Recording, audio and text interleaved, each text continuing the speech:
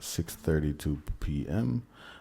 Online, we have Councilor Vacan as a committee member. In person, we have myself, Councilor Rivera, and Councilor Meg McGrath-Smith. Councilor Jenny Rivera more than likely will not be able to join us due to having her full-time job dealing with the fires and within Las Familias that are dealing with the families involved with the fires.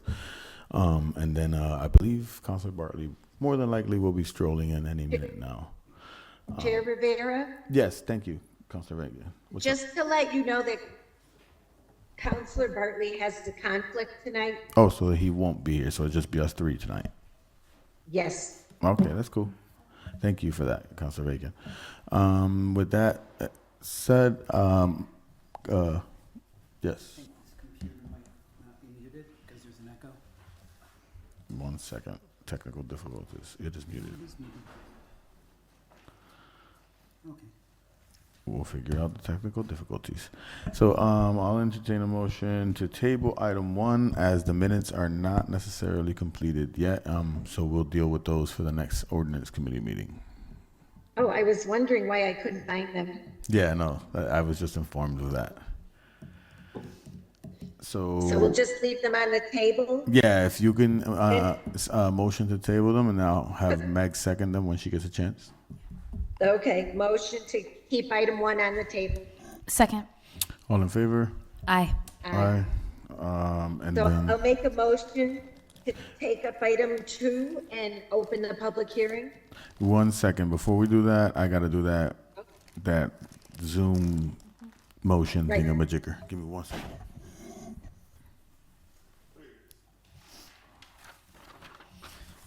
So the motion to take a roll call vote that for the purpose of this meeting would be applicable to all motions to remove an item from the table, place items on the table, package items, or suspend the rules unless there is an objection. So I hear a second. Second. All in favor? Aye. Aye. So there was a motion made to take up item 2 and to open the public hearing. Do we hear a Yes. second? All in favor? Aye. Aye. Roll call vote, just to be clear. Councilor Vacan, Yes. Councilor McGrath-Smith. Yes. And then Councilor Israel Rivera. Item 2 is a public hearing for a special permit amendment of FM and M Hideaway Incorporation, Sherman Horns Restaurant at 224 Westfield Road, to reduce the number and total square footage of signage from the previously issued special permit. They're here with us. If you would like to come in, feel free to sit down at one of the desks, use the microphone, make sure that the green light is on, and make sure that you're speaking into the microphone. Please use your name and address and who you're representing if you'd like. But yes, thank you. Good evening, council members. Green light. There you go. Thank you. Apologies. Good evening, council members. My name is Don Abel. I'm an attorney in East Hampton, 203 Northampton Street in East Hampton. I represent F&M Hideaway. I'm joined tonight by Michael Kordoff, one of the principals, as well as Ben Hildebrand, who is with the engineering firm of Furrow Engineering that assists with putting the materials together. As you noted, we're here for an amendment to a special permit that was previously issued by the City Council, issued on, let me see, previously issued on March 3rd of 2025, and it was a special permit issued for the reconstruction and renovation of the Sherman Horns Restaurant under the, in accordance with the provisions of section 4.7.3 of the zoning ordinance, which is the ordinance addressing pre-existing and non-conforming structures. We are continuing with the work on that property, and we originally presented this amendment by correspondence in an effort to communicate with the City Council as the permit issuing authority. It was recommended by Attorney Bissonette, City Attorney, that this more properly be handled as an amendment to the special permit, and that's what brings us here tonight. I have presented photographs, and I guess I want to note that the special permit was broadly granted for the purposes of reconstruction. There were no other conditions that were issued in that respect. It was made clear with the application materials that, you know, this was generally a reconstruction of the property, which would, it was, you know, inherent in that is that the exterior walls were to be taken down and rebuilt, and included in that would be the signage that was on the building. We wanted to go before the council to confirm that we were, you know, proceeding in that fashion, that it sort of mirrored what was there, or at least it was consistent with what was there previously, but we wanted to make sure that we were transparent with the board, or the council, excuse me, and so addressed it in that fashion. I reviewed that with another member of the city solicitor's office, and it was suggested that they didn't pass on it. They didn't review anything, but they suggested that proceeding with the city council in the fashion of presenting correspondence and getting the feedback and making sure that the council understood what we were doing. And she thought that was a reasonable approach, but, you know, we've taken a different tact. So I have presented to you a layout of what was there in terms of signage, and what is intended to be installed, and it nearly matches. You know, it's just, I think it cleans the style up and makes it fits the building a little better. It actually reduces some of the square footage, and it reduces the number. There's a number of little signs that were on there, and so as part of the reconstruction of the pre-existing non-conforming structure, we're presenting those materials so that we can afford the city council the opportunity to determine whether those are in fact not substantially more detrimental than what was already existing. Thank you. Any questions from anyone on the committee? Councilor McGrath-Smith? Thank you. Through the chair to the solicitor for the applicant. It was interesting looking at the plans, and it looked to me, in my copies, and I apologize too, when they copied were a little dark. So if my questions come from that, it's just because I'm trying to understand exactly what I'm looking at. Yep. And I can see the north and west elevations, and I can see the existing signage on the road. And I was wondering, I think I understand fully what you're planning to do on the building itself, but I wondered what you were planning to do in terms of kind of the signs that are on the pylons that were there, and if those were going to be replaced as well, the ones that are in here. I'm going to ask Mr. Hildebrand to comment on that. He's Sure. the designer for the project. Sure, yes, please, welcome. Oh, okay. Yeah, All right, thank you. Any All desk right, is more thank than you. fine. My name is Ben Hildebrand. I work with Furrow Engineering. Yeah. We have an office in Westfield, Mass. As far as the pylon signage goes, we were intending to keep them, but reface them and Okay. make them look a little bit more modern. Okay. When you say reface, does that mean reposition or just change them in terms of like redoing the signs? Just redoing the signs, that's all. Okay, all right, So the structure of the sign would stay the same. great. And so really, the main thing that you're shifting seems like you still have the 3 signs that are on the north elevation and then the one that's on the west. Correct, and that's consistent with what was originally there as well. And I can give you this. Yeah, I was gonna show. Ooh. Thank you. That's better. And as if I can continue, Councilor Bacon, would you like to expand with questions too, just in case I saw your hand raised? Thank you. I just wanted to make a comment that I'm very pleased to see this project moving forward.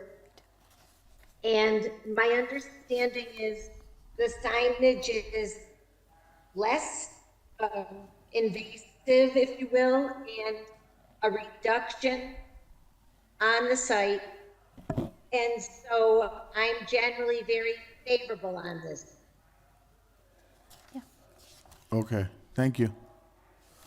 Yeah, I see think that real it quick? looks great. Yeah, it's good to look at the color copied ones. Yeah, so And we're very much excited to see the project moving forward. Do you have a proposed timeline at this point in terms of when you're thinking it's going to be done? Because I know that folks are really interested in being able to patron the new Schermerhorns when it opens. We are as well. Mick, you want to comment on the timeline? I think we're working as hard as we can. Yeah. We've had a few bumps in the road along the way, but we're getting there. I know that it's, if you could speak into the microphone, because then You can use that one and Yeah. just hit the little button on the yeah, side. because then I'll hear it from the people online. They're gonna say they can't hear you. Hi, Mick Kordoff, 74 Madison Ave, Holyoke. We are definitely very excited as well. Things are starting to come together inside. I know that a lot of people in the community, when they drive by, they've seen us more or less at a standstill for a little while, but rest assured that the team from Sage Engineering is cranking inside there. And as more of the finer finishing is starting to happen, you're starting to see a lot more vans. You have the HVAC, electricals coming together, point of sales, TV, security, refrigeration is being worked on today. The kitchen itself is installed. We just have to bring in the heavy duty equipment. And, I don't know about a timeline. I know if I announce it today, I'll probably be inundated. So hopefully, sometime around between Roses and Shamrocks. Is that good enough for the Yep. city? All right. Sounds good. Very poetic. Thank you. And then I think on my end, I think a lot of people would like to see this move forward, and they would like to have a new restaurant to come visit and enjoy, especially one that has so much nostalgia for a lot of people in the community. I think just for real quick layman's terms, just to break it into simple schematics for the people that are on TV or that are watching, what we're doing, what you're requesting pretty much is to switch or to shrink a sign that was originally up at the former location, right? The sign was one size, and we're just shrinking the signs from another size, and we're making an amendment to change that because the special permit was given for a particular size sign. So we're just switching that to a smaller sign. Aside from that, there's nothing else that's changing, correct? We are reducing the total signage area that was there, but we're trying to keep the same intent of the signage that was already on the building. Perfect. Thank you. And then, because it's a public hearing, for anyone that's online, feel free to raise a hand and you can chime in, whether you're in support or against the project. Anyone else that's in council chambers, I don't see anyone. It is a public hearing. I want to make sure that anyone that is in the public has the chance to be able to voice their opinions. I see Councilor Patty Devine, hands raised, but are you raising your hand as a public Patty Devine? One or the other. Yes, I just wanted to speak in favor. I think it's a great, and I want to tell you, there's a big echo. I don't know if you can hear it. But I Now we're can working on that. Oh, all right. But I'm certainly in favor of Schermerhorns and the signage, and looking forward to going there. Thank you. Thank you. With that, if there's nothing else to add, I'll entertain a motion. I'd like to make a motion to close the public hearing. Second. Second, all in favor? Aye. We're gonna do a roll Aye. call vote. Counselor Reagan, Yes. Counselor McGrath Smith. Yes. Counselor Israel Rivera, yes. 3-0. We'll close the public hearing for now. And thank you guys. Thank you very much. And I'd like to make a you. motion that we approve the amendment to the special permit as requested for the signs. Second. Thank you for that. All in favor? Aye. Aye. Aye. Roll call vote. Counselor McGrath Smith. Yes. Counselor Bacon. Yes. Counselor Israel Rivera, yes. 3-0, it passes. And with that, we approve Good luck on your the project, amendment. gentlemen. Yeah, and it will Can't wait to move see it to over. the next full council meeting. You guys have a good night.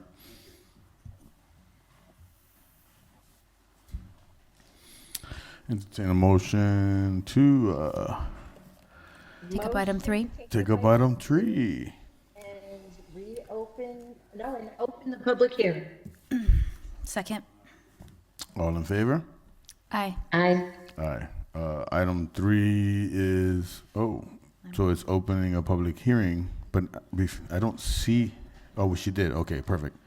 So we opened it, we voted for it. I think the concern I have right now, unless there's somebody online, there is. Okay, I was going to say, because I don't see anybody in person. So yeah, this is, item 3 is Lyman Group LLC at 40 Lyman Street. Replace the existing retail marijuana special permit issued to Leaf Lux on December 1st, 2020, including a request to waive certain submission and requirements. So, Mr. Rubin, and there is someone else too. Okay, so feel free to have the floor and kind of elaborate and explain. Thank you very much. Yes. Appreciate the opportunity actually to do this in Zoom. So it's a lot more convenient for both of us. So we appreciate that opportunity. Kanar Markosian, she's on the Zoom as well. She's the principal at Lyman Group. We entered into an agreement with the current owner, Abbey Management, which is owned by Albert. He opened the retail facility, I think, back in 2022. I know it's a little echoey. I don't know if That echoes bad. I'm sorry. Yeah, it is kind of bad. Jeff, is there anything we can do about the echo? We don't hear it on our end, I'll be honest with you.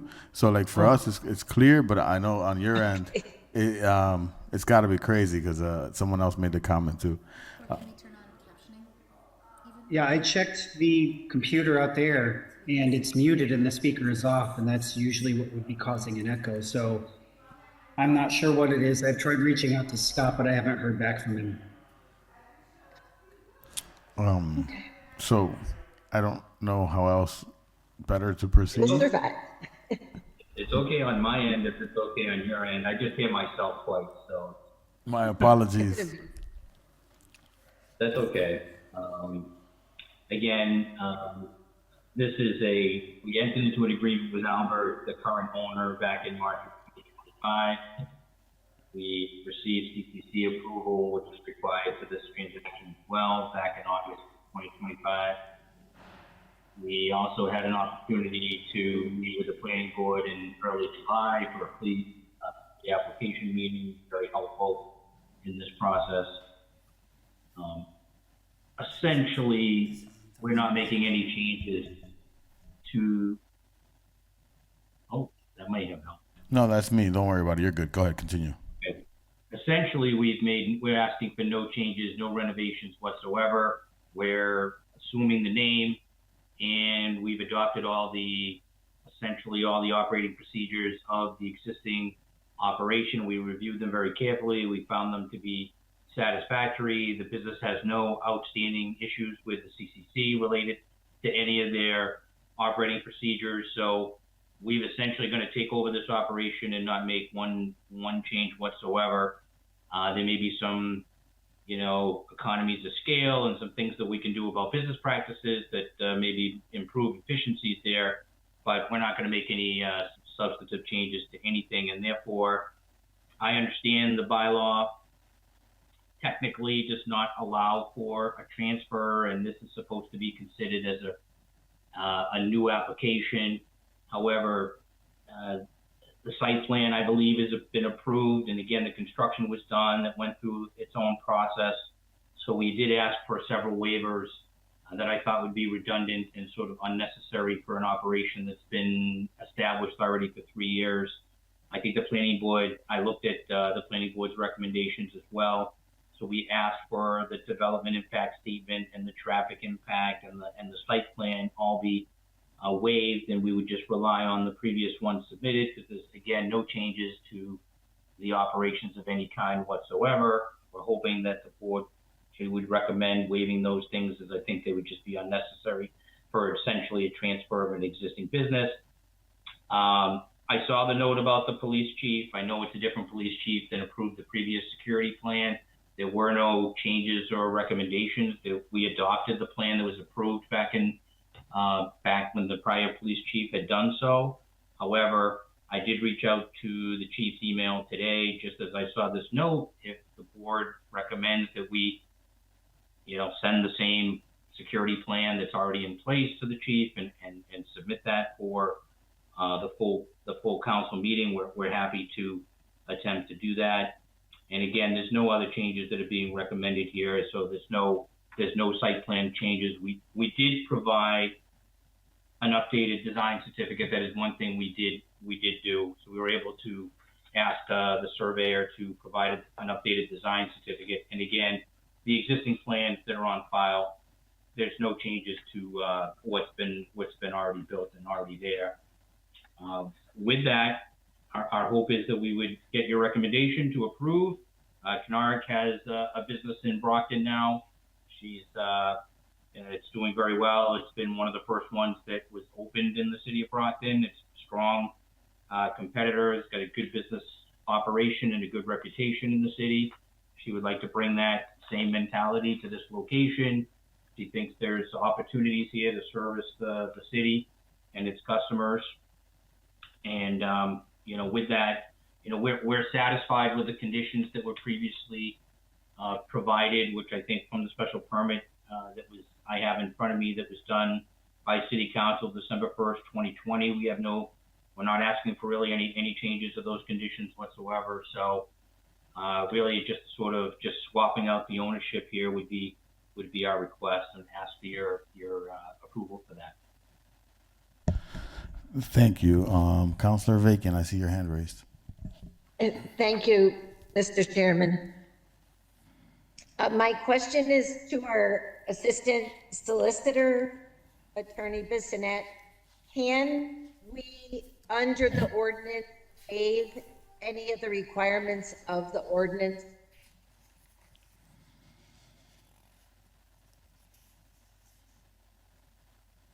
Yes. You may rule that they are complied with as a continuing compliance under the original special permit. Councilor, this is one of the offshoots of trying to build this plane where you're trying to fly it at the same time. And this is one of the situations that has come up, obviously not Holyoke, but in every community doing licensing. I have to commend someone who has survived through the initial gold rush and coming out the other end to try to adopt a business that hasn't fared as well. So looking forward to that. I think in this case would be a new permit, be identifying, not waiving, all of the prior compliance methods that have been done previously. I take Mr. Rubin's statement about checking with the chief to heart. And I'm not sure that would result in any changes to the security agreement with regard to processing the cannabis or the security for the cannabis. So I think they're on good shape here. I do appreciate the kind of confusion in trying to meld these two things, an ongoing industry with what was initially an industry in its infancy when this was granted. So thanks very much. Real quick before I recognize you, Councilor McGrath-Smith, would this be the first time we do this? Like, this would be setting a precedent? No, this is actually the second time. Second time. So we've done this with whom, was it? Just to be clear? It's the attorney from Northampton, but I can't think of the name of the vendor. It was at One Cabot, was one of the three businesses, cannabis businesses at One Cabot. And they basically had to go back to the CCC as well, and then came back to the council. So that's how that one was handled. Okay, because the only concern I have is this one is technically kind of spot zoned for this particular cannabis industry when it first came about, and that was something that we were kind of against, but we ended up doing it because the residents in the community at the time were for it. Now with the change in ownership, and they inherit the spot zone, and I'm not saying that it's not a successful business. It's not. I'm just saying, like, where is the communication with the community, and like where does that lie with the people that are in the residency over the last 3 years of what the impact has been of that cannabis industry being in a residential neighborhood, aside from where all the other ones are, which are in industrial. So like this one is a specific, different, unique situation that got waived as a special permit back 3 years ago. So for me, it is very similar to the other one, but it has a unique situation attached to it. But Councilor Reagan, I see your hand raised, and then I got you, Councilor McGrath. Thank you, Mr. Chairman. My other concern is I would feel more comfortable if our current chief reviewed the security plan as well, because he's not familiar with this at all. I mean, other than the correspondence, which I credit our applicant for. All right, thank I'm you. not sure. Thank you, I'm not Councilor. sure I heard that completely. I'm sorry. Yes, what was that? I'm not sure I heard, 'cause I got the feedback on hers before. Oh, Councilor Bacon, can you repeat yourself again real quick? Jeff, is there any way we could put captions on the bottom? I think Councilor McGrath Smith has suggested that, just in case they can't hear it clearly, they can still read it, what's being said. But if you can repeat Okay. in a way for him to hear it, I apologize. Oh, no problem. Our current chief did not review the plan, and I understand there was communication, but in consideration that it is a unique business and that the chief is new to these permits, I would like him to actually review the plan. That's fine. We have no issue with that. Happy to, again, I reached out to the chief, I think generic email today that was provided to me by, actually, Mr., I think the admin, your board, and Mr. Burkett on the planning board. So I didn't hear back today, which is not surprising, but, I'm happy to submit the, what's on file here with the chief. Yeah. And Mr. Chairman, to your Yes. point, I would like to make sure the neighbors are aware of this public hearing. What was that you said that neighbors are aware? Yes. Were they noticed? Yeah, I guess that's the question. Were they noticed? We don't notice for that, do we? Or Yes, I take care of that, and the notices were done for in the newspaper as well as sent out to abutters. Okay. so when you send it real quick, so we send it to abutters, we send it to every resident in the building that's right next to it, or do we send it to the property owner? The assessor puts together an abutters list based on I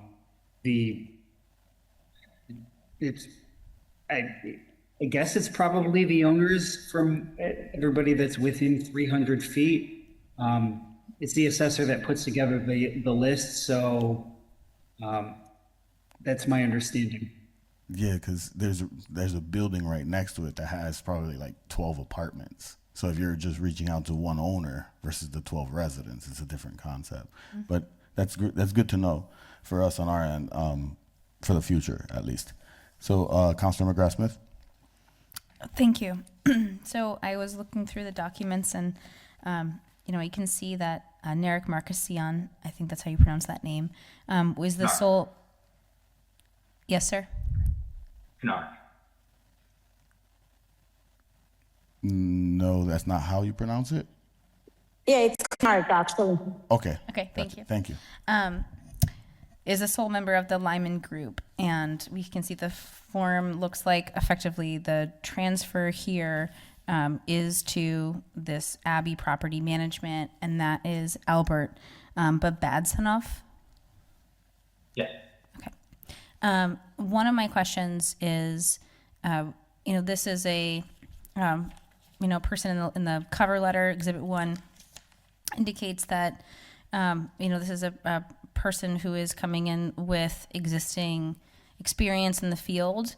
I'm wondering if they are local or if they will be, often on site or not. And also wondering who will be in charge of the day-to-day management of the facility and if that is changing or staying the same. Scott, should I answer the question? Yeah, the management of the store will be whoever is running currently. Yes, probably monthly basis. I'll be visiting. I do live out of state, but on top of that, I'll be monitoring it daily through the system, checking, and we do have a set management already. And you said you had a site manager or site management firm? No, we just have employees that's been hired, few managers that already been there for a long time. Okay.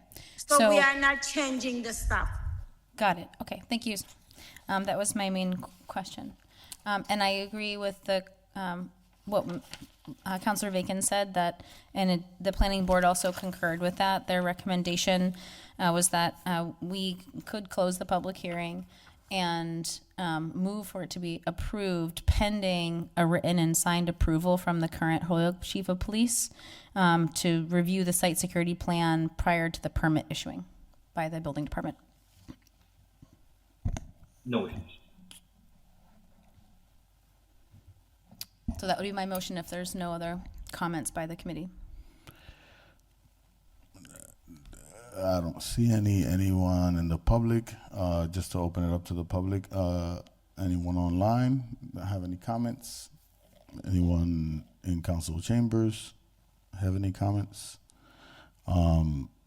Before I move on, just the heads up, that's a neighborhood I is near and dear to my heart. I grew up in that neighborhood. That was my bus stop, that corner. That was the hangout on the block when I grew up, before it became what it is today.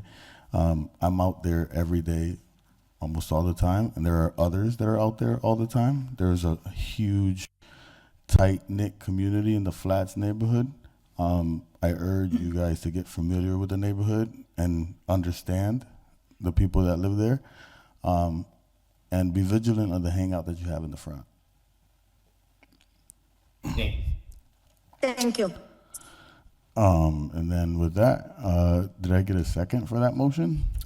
Well, I'd like to complicate my motion if that's possible, because it seems like we're going in that direction. Okay, go ahead. So my motion would be that we close the public hearing and approve the special permit with the following requirements. That before the permit is issued by the building department, that there is a written and signed approval from the current Holyoke Chief of Police required for the site security plan. And that this is again from the guidance of the planning board. In the event that there are any proposed changes to the approved plan or transfer of ownership, the applicant will be required to come back to the city council for review and approval prior to their implementation and file as an amendment to the special permit. And then it details there, significant changes to the original approved plan as determined by the city council will require a public notice of the proposed amendments to be heard before city council's public hearing and be advertised at the cost of the applicant. And all amendment notice of decisions must be recorded at the Hampden County Register of Deeds, and a copy shall be submitted to the city council, filed with the office of the city clerk. And in the event that any of the proposed changes to the approved plans prior to the implementation, the applicant will be required to come back to city council for review and approval and file as that amendment to the special permit. And then With all the other original conditions of I was the going to special say the other 7 conditions of the special permit. Are you guys aware of the original conditions of the special permit? Just to be clear. Yes. All right, Councilor Okay. Vake. Yeah, I was gonna say reading them to record makes sense. Do you have them? Because I don't. Councilor Vacan, do you have them off the top of your head? I do not. But Jeff, that was my comment, just to be sure they're part of the permit. I do have them. You have them, Mr. Rubin? If you can read them out, I do. I'd appreciate that. Thank you. Condition number 1, that the owner of the building always pays commercial property tax rate to the extent, and it's sort of like that's the end of the sentence. I think Yep. there might be something missing there, but that's the way it reads. Thank you for that. That the business retains a minimum 30% Holyoke residents for non-security jobs, or are a retired member of another police department, now lives in the city of Holyoke. Number 3, that hiring preference be given to security personnel that are retired Holyoke police, or are a retired member of another police department, now lives in the city. 4, there shall be no marijuana consumption to be allowed on site. Number 5, there shall be no deliveries of retail or medical marijuana from the site to individual homes, residences, or people. That the hours of operation follow city ordinance, that's number 6. Number 7 says that the applicant follow any formal recommendations and letters from OPED on November 15th, 2020, and the letter from the city engineer. I don't have a copy of that, so I'm not sure. It might relate to construction, but. Well, thank you for that. Really appreciate that. With that, the motion was made, seconded. On the vote, Councilor I Vake. think we should close the public Oh hearing. yeah, my bad. first. There you go. Motion to, well, first, it was actually both that she mentioned. So let's do first, let's close the public hearing. So motion, do I entertain a motion to close the public hearing? So moved. So moved. Seconded. Second. All in favor, roll call vote. Councilor McGrath Smith. Yes. Councilor Bacon. Yes. Councilor Israel Rivera, yes. And then the motion was what was mentioned by Councilor McGrath Smith, which was a mouthful. Right. And then with the 7 attached requirements, original requirements that were for the original amendment. The motion was made. It was seconded. All in favor? Aye. Roll call vote. Aye. Councilor McGrath Smith. Yes. Councilor Bacon. Yes. And then Councilor Israel Rivera. With that, it passes 3-0 for recommendation to full council, considering that we will also receive all the things that were requested in the motion too as well. The security plan. Around the security plan and the chief. Thank you very much. Thank you guys. Thank you. I had to take a motion. Yes, but I think there's some weirdness. Motion to Go ahead. item 4 table and open the public hearing. So real quick, so for item 4, Councilor Bacon, my understanding was that the person that put in the request has asked to withdraw the request Without prejudice. without prejudice. Yes. But Go ahead. you can, if you want to check with Attorney Bissonnette, I just think we have to open it and accept their withdrawal. That's cool. That's cool. I was just wanted to give you that. Maybe. So, Attorney Bissonnette, what do you suggest we do in this circumstance here? Err on the side of caution, Okay, I'm cool with that. so just open the hearing. There'll be no, then you can close it, allow the withdrawal. Perfect. Entertain the motion to open up the public hearing for item number 4. That was my motion, yeah. Yep. Second. All in favor? Aye. Aye. Roll call vote. Councilor Rivera, yes. Councilor Bacon. Yes. Councilor McGrath Smith. Yes. And then with that, my understanding is that that the maker or the requester has asked that that the motion be left to withdraw without prejudice. I think later on down the road we should be receiving some information on this particular item from the planning board. But for this current particular moment, I ask that we probably respect what was requested. And then Councilor Bacon, your hand is raised. Go ahead. Thank you, Mr. Chairman.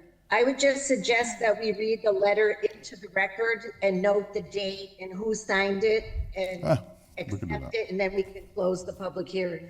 Got you. Let me see the letter.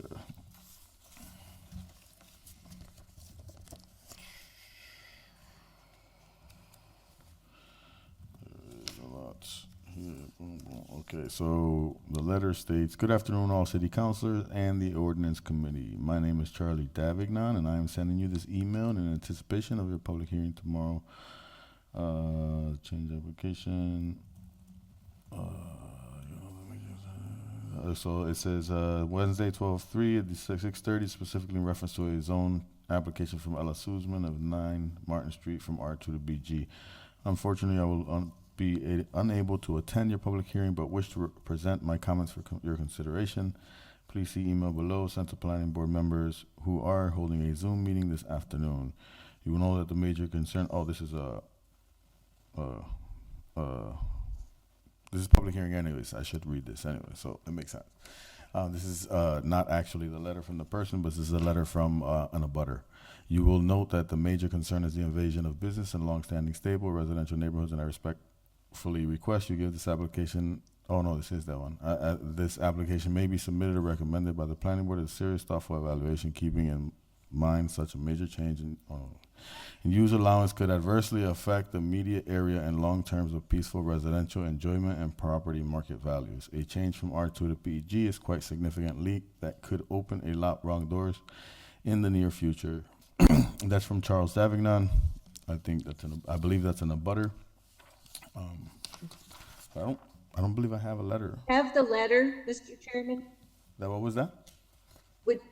I have the letter. Would you like me to read Yeah, it into the because record? I don't see a letter here other Okay. than that one.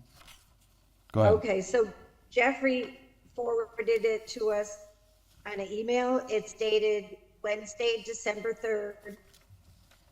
And it is from Joshua M. Goldstein. And it states, "In connection with my previous email, we would like to withdraw our zone change application without prejudice. Thank you, Josh." Thank you for that, So- Councilor Bacon. Sure thing. So, anyone else? No? Then I'll entertain a motion to close the public hearing. Motion to close the public hearing. Second, all in favor? Aye. Yes. Aye, and we have to wait for, well, I mean, that's ayes, and then we do roll call vote. Councilor Bacon? Yes. Councilor Rivera, yes. Councilor McGrath Smith? Yes. So that's 3-0 yes to close the public hearing, and then entertain a motion that the order be left to withdraw without prejudice. Second. All in favor? Aye. Roll call vote. Councilor Reagan, Yes. Councilor McGrath Smith, Yes. and then Councilor Israel Rivera, yes. 3-0. The item has been left to withdraw. And item. Motion to take up item. Motion to take up item 5 Hold on a second. and open the public hearing. Second. All in favor? Aye. Aye. Roll call vote. Councilor Bacon, Yes. Councilor McGrath Smith. Yes. Councilor Israel Rivera, yes. Item 5 and the public hearing is that order filed by Councilor Bacon. Review and amend the sign ordinance as needed to reduce the increased posting of variety of signs on public property and other changes that may be offered. Councilor Bacon. Thank you, Mr. Chairman. I filed this order on behalf of a constituent who sent a photo and has noted a big increase in a variety of signage throughout the city on public property. So beyond that, I do not have a lot of information to bring forth. My thought was that we would open the public hearing and wait for recommendations from the planning board and then proceed from there.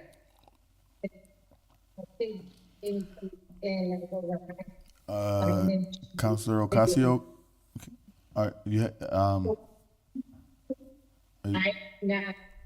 can you mute? report.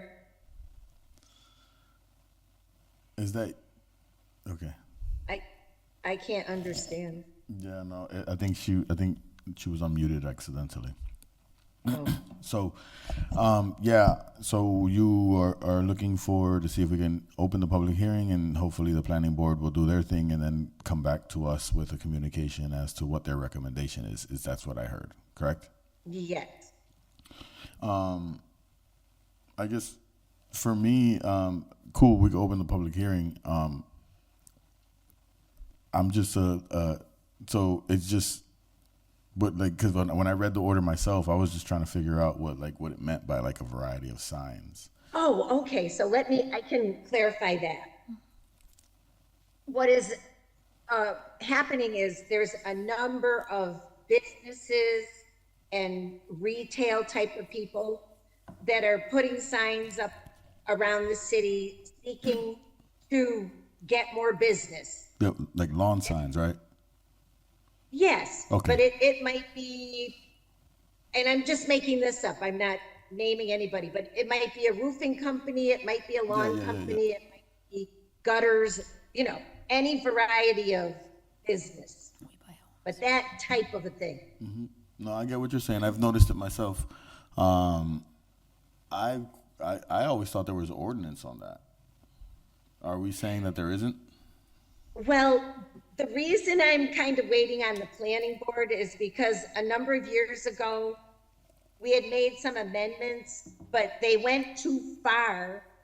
And then there has been a permanent injunction filed relative to certain signs. And so I didn't want to have the committee step in a legal problem. Okay. So I wanted to send it over to planning to make sure we're in the right lane on any changes that we make. That makes sense. Okay. Okay, I'm with that. So that being said, then we just leave the public hearing open until we get a recommendation from them?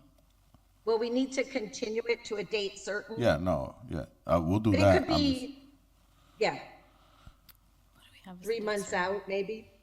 You want to say 90 days? Okay, that's good. Counselor McGrath Smith, give me 1 second. I think she go ahead, Counselor. Well, my question is, I think to a date certain, I think we actually have to name a date, yes. Yeah, we'll name the date. Jeff will, I mean, Okay, no disrespect, but Jeff will name the date. there we go. Like he'll get it done. But I just want to make sure that like if it doesn't have to be exactly 90 days, but like within that range. I see Counselor Patty Devine's hand raised. Thank you. I'm just wondering, 90 days, you're probably going to have a brand-new committee, so I'm not sure how if we just continue it and let this new committee study it. Yeah, more than likely. More than likely, it'll be a new committee and probably new planning board members. So 90 days will actually give it some time for some people to do their homework and research, I guess. So that being said, Jeff, can you get us a date within that range? So if we looked at early March, maybe Wednesday, March 4th? I mean, I'm going to be the person that's going to make the decision for the next person. Yes. Well. Even though I probably am not going to be the chair. All right, well, if the chair's good with that for now, I'll make the motion that we continue this public hearing to March 4th at 6:30. Here a second. Second. All in favor? Aye. Aye. Roll call vote. Counselor Reagan. Yes. Counselor McGrath Smith. Yes. Counselor Israel Rivera. Yes. And that continues the public hearing to March 4th, 2026. Oh my God. Yes. So thank you guys, and then entertain a motion to take up the next two items. Motion to take up items 6 and 7. I'm wondering if it makes sense to leave 6 on the table only because Mike Gallagher and any of the members of the Board of Public Works weren't able to join us. But we do have Linda Pratt here with us. Mike is on Zoom. Oh, he is. Sorry, I just can't see him on my screen. Yeah. Okay, then great. So So yes, to sure. take Then up yes, we 6 should and take up 7 6. as a package. All right. Second. All in favor? Aye. Aye. Roll call vote. Counselor Reagan. Yes? Counselor McGrath Smith, Yes. Counselor Israel Rivera, yes. And with us, well, let me read 6 and 7. Well, with us is is Linda Pratt. She serves on the recycling committee. If you want, you can come in. And then I'll read 6 and 7 into the minutes. I hate all this paperwork. It's so much papers, and I get lost. So item 6 is filed by Meg McGrath Smith, or Councilor McGrath Smith, order that the language from section 7-432, 7-4-33, 7-4-34, and 7-4-35 be updated based on guidance from the Board of Public Works and the Recycling Advisory Committee. Then number 7 was filed by myself. It's a lot more lengthy. Order that the Honorable City Council amend and restructure Ordinance 74-36, which reads, there is established a Recycling Advisory Committee. The committee, as requested, shall provide advice, assistance, and recommendations to the board regarding the recycling program. The committee shall be appointed by the mayor, confirmed by the City Council, and shall consist of at least 9 persons with a demonstrated interest in recycling, at least 6 of whom are residents of Holyoke. At least 1 member chosen shall be a user of or familiar with the city's recycling drop-off center. 1 member shall represent the private real estate industry, apartment management, and 1 member shall be a designee of the Holyoke Housing Authority. 1 member shall represent the business community, and 1 member shall represent nonprofit institutions. The term shall be 3 years. The Director of Public Works or his designee shall be an ex officio member of the committee, per request of the Commission of the Department of Public Works, as well as the chair of the Recycling Committee. Linda, if you would like to kind of expand. Hi, thank you, Chair Rivera, for bringing this order to the council tonight, or to the committee tonight. I primarily want to talk about the second of those 2 orders. I think that the first of those 2 is quite complicated, but the reason I was interested in reorganizing the membership of the Recycling Advisory Committee is that at the time I think that this committee was designated in the ordinances, recycling earned money for the city. It no longer earns money for the city. So I know where I live in our condos, we had city recycling at one point. We do not anymore. There were businesses that had city recycling pickup. So it was a moneymaker. It's not a moneymaker anymore. So a lot of the members that are designated as required members on the committee really have they get nothing from the city in terms of recycling services. So I think we discussed this at a recycling meeting in June, and we do feel that the Holyoke Housing Authority should continue to be a required member, but we would like to see the number reduced to 7, at least 7 instead of at least 9, and that other than the Holyoke Housing Authority, the membership be more flexible, so that if members of the business community who are currently on the committee would like to stay on the committee, they would be able to do so. But they wouldn't be required to in the ordinance.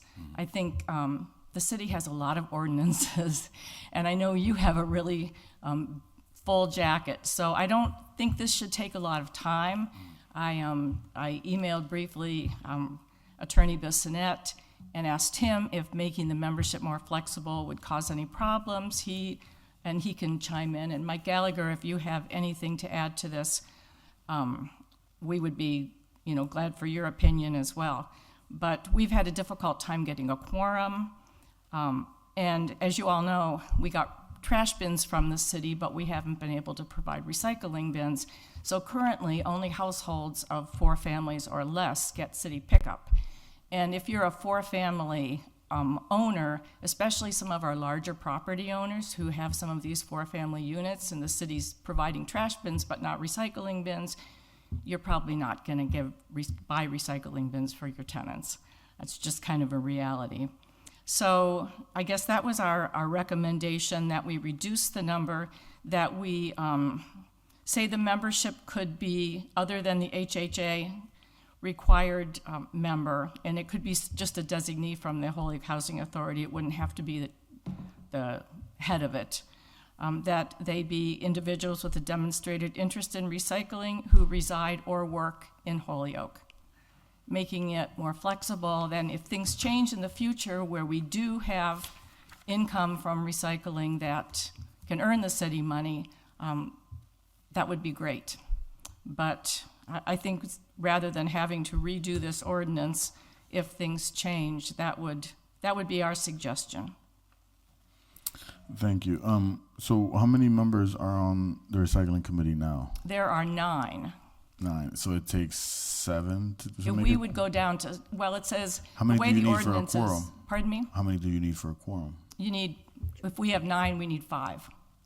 So if you went down to 7, 7, we need 4. you need 4. Yeah. Okay. Do you have anybody from DPW on your? Yeah, that would be an ex officio member. It's been Ricardo Del Valle, who's the trash and recycling coordinator, has been coming to our meetings. But he's not a voting member. Okay. So this is similar to the parking committee. Yeah. In a sense, right? And I am of the opinion, and I don't think everyone would agree with me, that I would allow for you guys, for me it makes sense for you guys to meet and to come up with a concept and then bring it forward to us so that we can have a foundation to work off of based off of what you guys want. I think that's basically the recommendation that we have for you, is to reduce the number to 7. Just ask for the language now then. So the Yeah, 7. and so I would like for, without having you all having to spend a whole lot more time on this, if we could ask legal for legal language, keep the DPW designee, Right. keep the Holyoke Housing Authority, and then allow business members and residents to, because if they're appointed by the mayor and approved by the council, the mayor's not going to ask people, who he doesn't think would be a good fit for this. All right. Councilor Vacan and then McGrath Smith got our hand. Councilor Vacan, go ahead. Thank you, Mr. Chairman. I'm in favor of requesting legal form for this. Okay. The only suggestion I would make would be that a majority of the committee should be, I believe, residents of Holyoke. Yes. That's fine. Yeah. Yeah, I think it says now 6 of the committee of the 9 should be residents of Holyoke. We do have a couple business owners who are currently on the committee who own businesses here but do not reside here. So I didn't want to make everybody have to be a resident of Holyoke because there are people who may want to stay on the committee because most of our terms are up in August of this. So it'll make sense just to throw it in the language, and then when we're hashing out that language, we can figure out where there can be wiggle room for the person that is a business owner out here but doesn't live out here. That's right. That's why I thought if it be people who either work or reside in Holyoke and have a strong interest in recycling. Okay, thank you. Councilor McGrath Smith? I was going to thank the recycling committee for all the work that they have done, especially the work that you did around getting the audit done and looking at the amount of recycling that is happening in the city and where it's happening. And also, I know that you visited recently in Springfield the MRF facility in order to see what recycling looks like and actually talk in person with the folks who run that operation.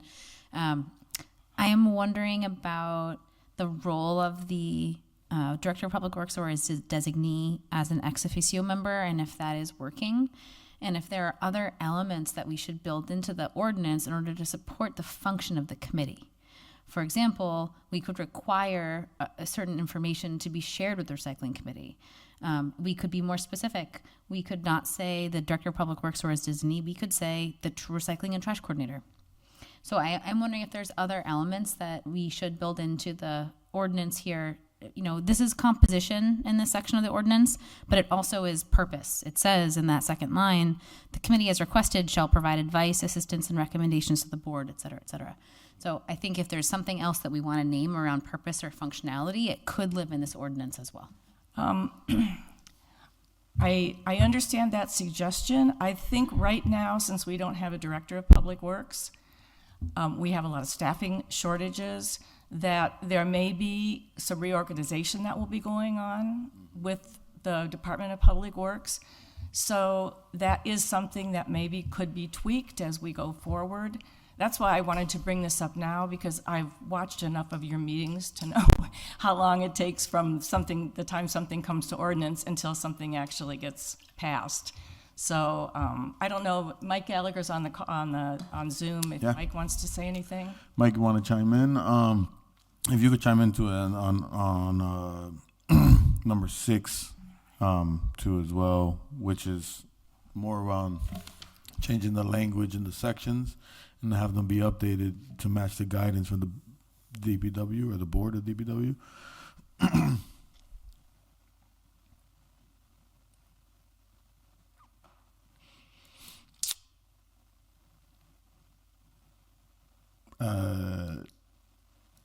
Linda, your hand is raised. I'll get back to you then, Mike. Go ahead, Yes. Linda. My suggestion was going to be that we request legal form for item 7 and we keep item 6 in the jacket, and that we could work on other aspects of it perhaps in the future. That makes sense too. I mean, what do you think, Councilor McGrath-Smith? Thank you through the chair to Councilor Bacon and also to the rest of the committee. I wanted to just name briefly why 6 was filed, since I was the maker of the order. This came out of conversations with the recycling committee around, and again, I think Linda Pratt named this, there's a number of members of the committee who are there because it's required by ordinance, but also it meant we had a lot of conversations around why they were as a part of this group, but did not receive recycling. And so it became a question around what recycling do we want to require? And we have different categories in our ordinances, whether they are resident of, a single family or a smaller multifamily, or whether they're a larger commercial entity. We have, for example, the condominiums where Ms. Pratt has talked about before, does not provide recycling to their residents. Should we be requiring recycling? Should we be requiring it of folks who are doing new construction? Those are just thoughts that we could consider. And I know that Linda Pratt discussed it not being a moneymaker in the same way. And I agree, it's not a moneymaker in the way that it was, but it still saves the city a significant amount of money because recycling has a tipping fee that is a lot less than trash. And so it still saves the money, a significant amount of money, in order to do the dual stream recycling that we are doing. And so encouraging it is a good thing. And maybe it's a good thing just on face, because it's a good thing for our planet to encourage it as well. The recycling committee did meet with Ms. Waite from Mass DEP, and at the time there were sort of this conversation that was happening nationally as well as regionally, where folks were starting to feel really negative about recycling. And, folks were saying, well, very little plastic recycling is actually recycled.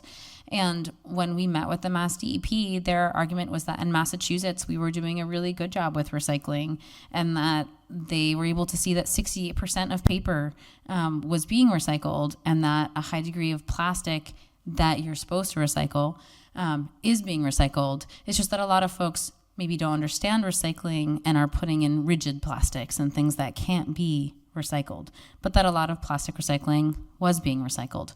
So I think there's that reality too around, I grew up in an era where recycling was kind of the exciting thing people were getting behind.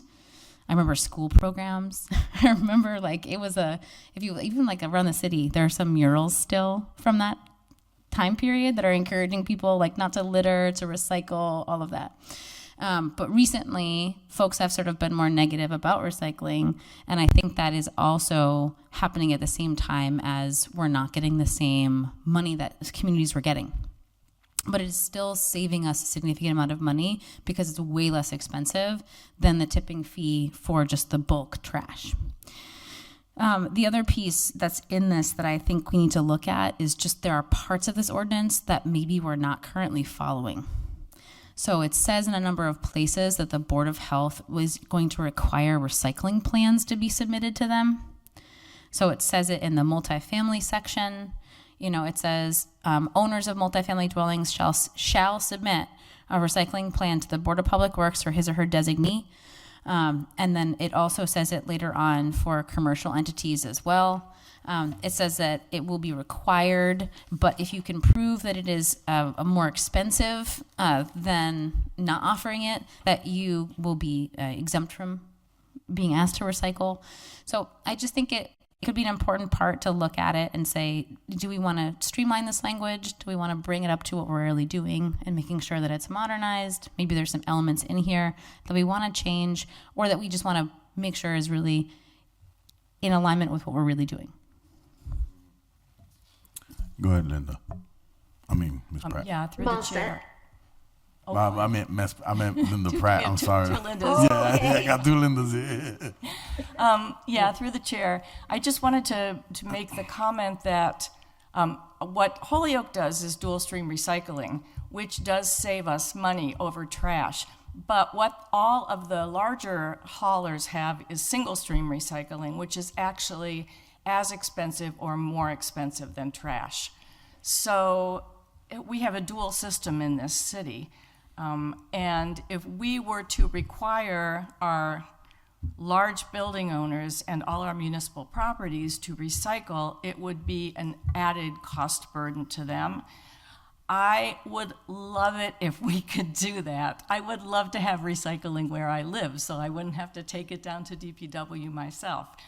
But I think in the times we're living in right now, it's unreasonable to put added cost burdens in addition to all of the education, because many people who have lived in multifamily buildings don't have a history of growing up with recycling.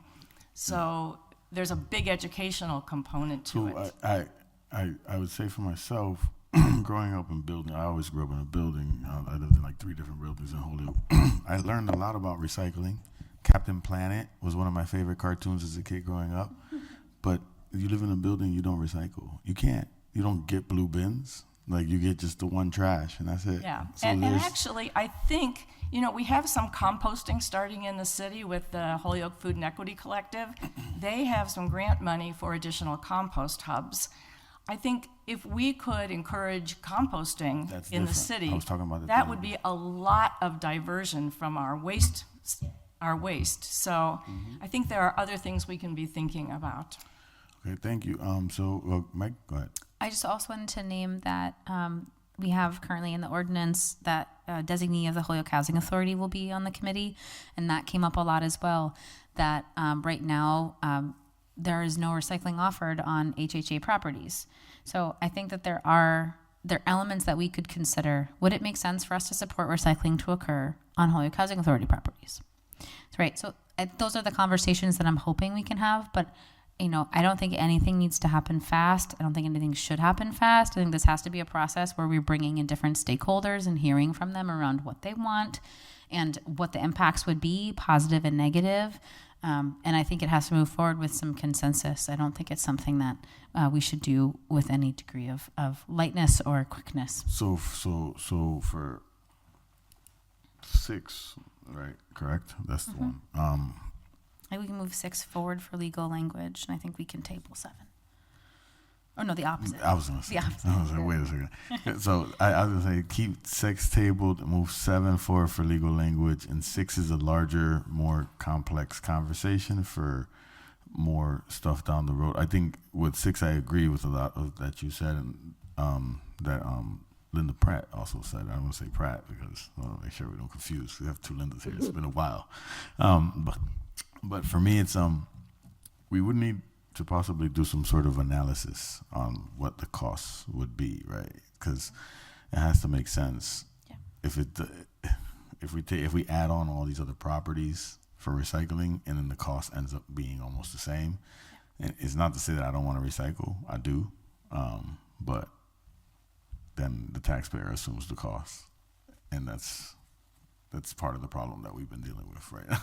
Mm-hmm. But like, with that being said, I'll entertain a motion to take item 7 and put it into legal language with the recommendations that were set forth. Attorney Bissonette, So are you on? And then move second. Second. All in favor?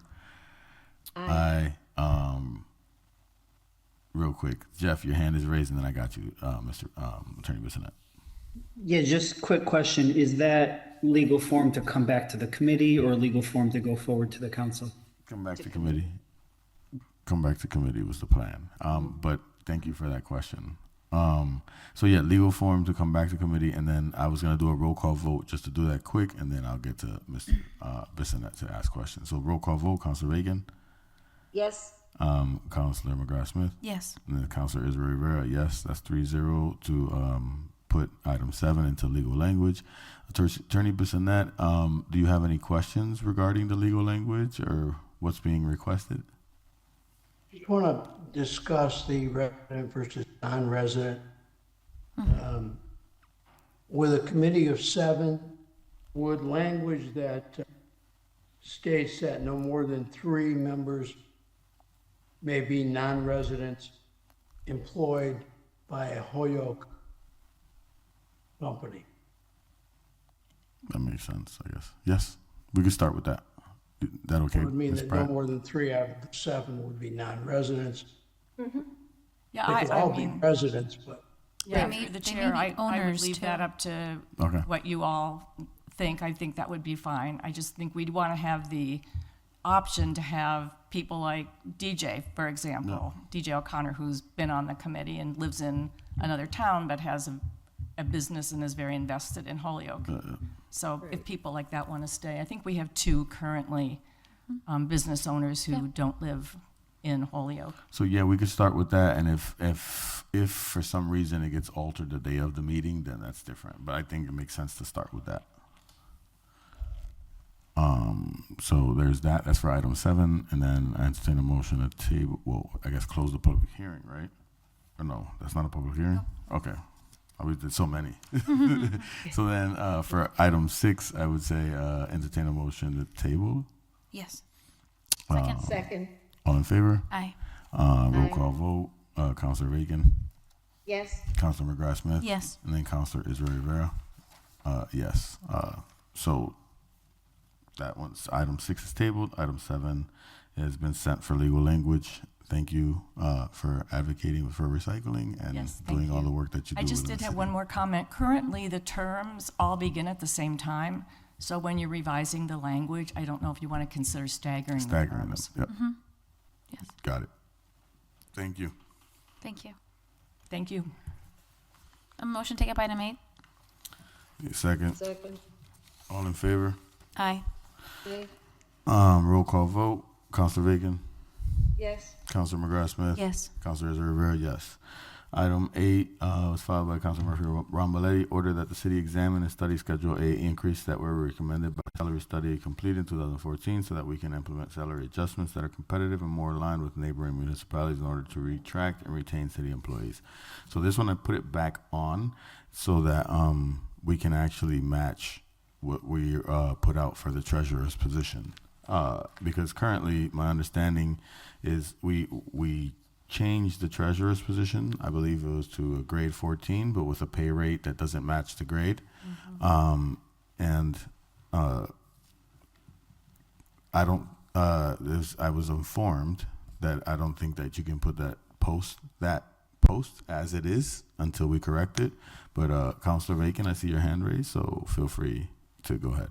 Thank you, Mr. Chairman. So what we ended up doing was approving a pay range without establishing a grade, which is a separate matter from the entire Schedule A.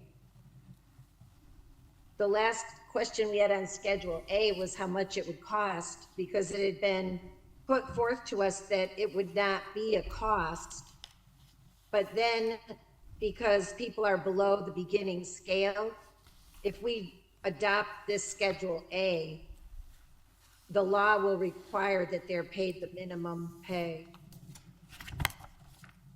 Yes, and I believe HR director had said that there wasn't some of the people were already getting some of the stuff, but there is Right. there will be a small raise for some, but she also has said that it doesn't mean that all of them had to get it now that it could be waived so that, oh, she's actually online now. Thank you.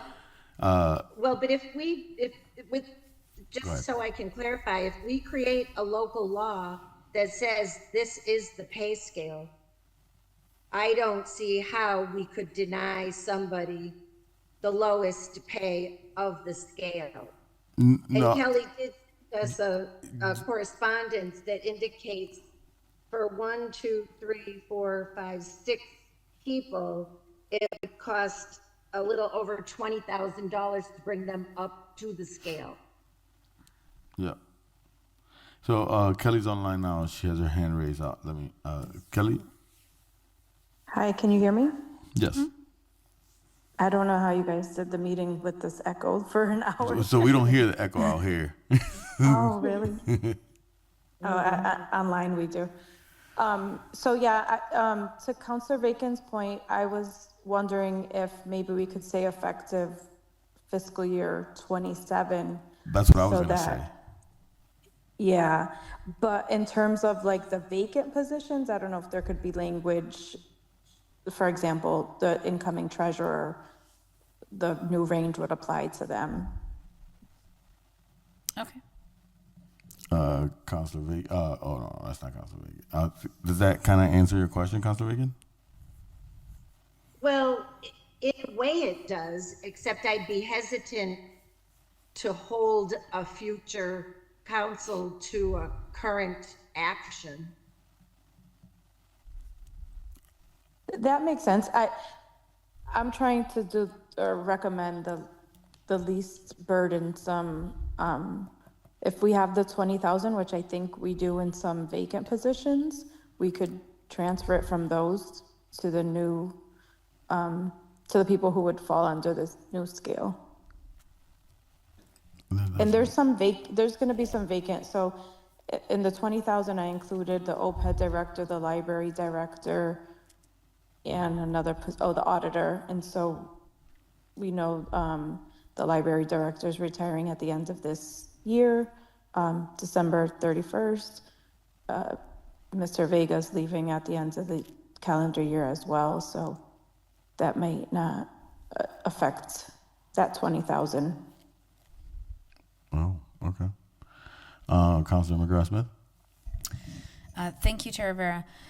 My thinking is that I would like to see us approve this. I love the suggestion of it being effective fiscal year 2027 or as vacant positions are filled.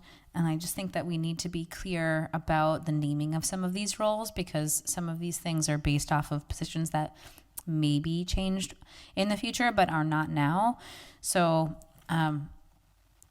unless there's a further discussion, the motion that I would like to make is that we approve the hiring schedule with these classifications as presented with the following changes to establish job titles. And that would be the treasurer collector is the treasurer, I think everything else, here, like the changes are in parentheses. And so the original job title is still there. And that it would be effective fiscal year 2027 or as vacant positions are filled. Second, under discussion. Do I hear any? No. Okay. So on the motion, a roll call vote that we move this forward with the recommendations as mentioned by Councilor McGrath-Smith. Roll call vote. Councilor Rivera, yes. Councilor Vagan? No. Councilor McGrath-Smith? Yes. So it passes 2-1 to move to full council to take a vote on. But before that, I want to make sure that when it comes to us, it comes with the corrected recommendations that you had suggested. Is that okay, Kelly? Yeah, I can make those edits and send it back to you. Thank you. I don't turn a motion for the next. I'll hear a motion to adjourn. Second. All in favor? Aye. Roll call vote. Counselor McGrath-Smith, Yes. Counselor Rivera, yes, Counselor Vacan, Yes. 3-0. Everyone have a good night. Good you, night. everyone.